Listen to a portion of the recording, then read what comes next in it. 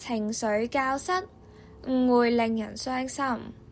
有一日，Sophia 同 James 玩遊戲嘅時候，James 誤會佢唔想同佢分享，令到 Sophia 覺得好委屈，好唔開心。爸爸知道之後就同佢講啦，誤會的而且確會令到人心情好差，但係唔使太擔心，因為一定可以解決到嘅。於是 Sophia 就決定同 James 講清楚啦，佢哋仲一齊畫咗一張友誼畫添。誤會解開咗嘅時候，佢哋又重新變返好好嘅朋友。